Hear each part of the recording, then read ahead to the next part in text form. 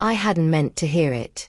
I was walking past the break room at her office, carrying a tray of coffees for her team, trying to be the supportive husband she always bragged about. The laughter caught my ear first, light, carefree, almost flirtatious. Then her voice, sharp and clear, cut through the clinking of mugs. I act single at parties for fun and thrills. It's harmless, really. The words hit me like a glass shattering in my chest. I froze, hand trembling around the cardboard tray, the coffee seeping through as my grip tightened. Her coworker laughed, saying something about how wild she was. But I couldn't hear anything after that. My world had narrowed to her voice, those words, and the realization that the woman I loved, the woman I thought I knew, wasn't who she pretended to be. I set the coffees down on a nearby desk and walked out before anyone noticed me. My heartbeat was a drum inside my skull. Fun and thrills. That was what I was to her. A placeholder while she slipped off her ring and played pretend.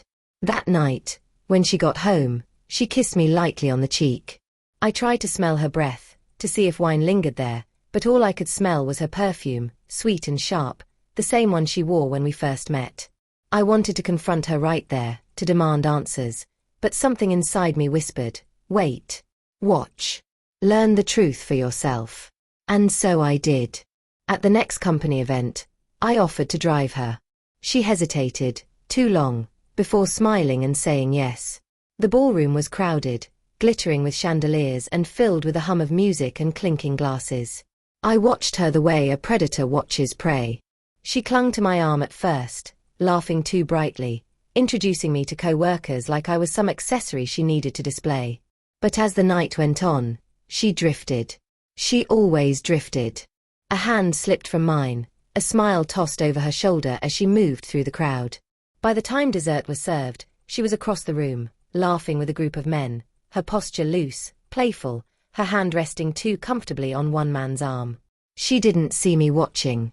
She never did. Driving home, she hummed softly, scrolling through her phone like the night had been ordinary. I kept my hands tight on the wheel. Did you have fun? I asked. She glanced at me, surprised by the edge in my voice. Of course. You. I had an interesting night. She smirked, but it didn't reach her eyes. She turned back to her phone, and the silence between us felt heavier than words. In the days that followed, I became an actor. I smiled when she spoke, laughed at her stories, touched her hand in public. But inside, I was rehearsing the moment I would show her what fun and thrills really meant. The opportunity came sooner than I expected. Another party. Another excuse. This time, I told her I couldn't make it. Her eyes lit up just a little too brightly at my absence, though she masked it with a sigh of disappointment. I followed her, of course. Not into the venue. No, I waited outside, parked across the street where shadows swallowed my car. Hours passed.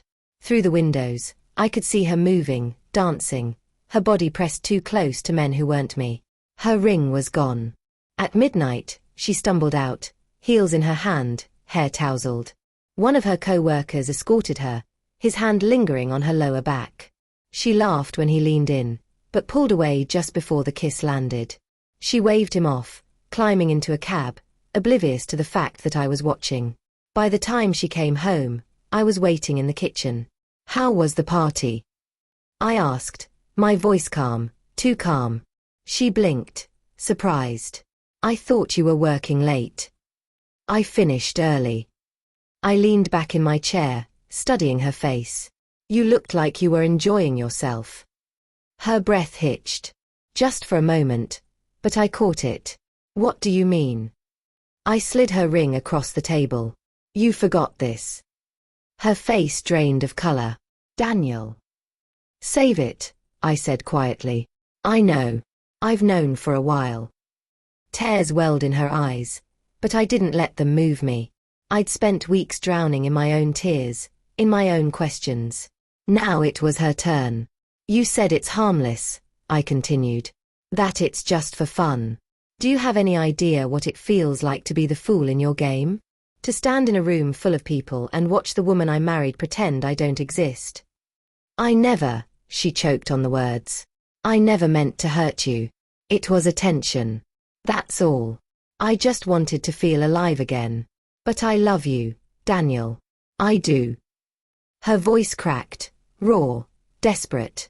For a second, I wanted to believe her. But then I remembered the laughter, the way she slid off her ring, the thrill in her eyes when she thought I wasn't watching. You wanted thrills. I leaned closer, my voice a whisper. Then here's one for you. I slid the manila envelope across the table. Inside were the photos I'd taken, the screenshots, the proof. Tomorrow morning, these go to your boss. Your reputation, your carefully built image of professionalism, it all crumbles. She gasped, her hands shaking as she opened it. No, please. Daniel, don't. I'll lose everything. You already did, I said coldly. You lost me. Her sobs filled the room as I stood and walked away, the sound echoing through the house like a haunting melody. In the quiet of the bedroom, I sat on the edge of the bed, staring at the wall. I didn't feel triumph. I didn't feel relief. Just an emptiness that swallowed everything else. Because revenge, I realized, doesn't heal.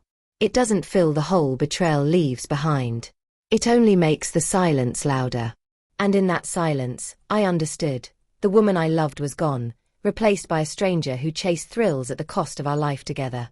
All that was left for me was to walk away, and never look back.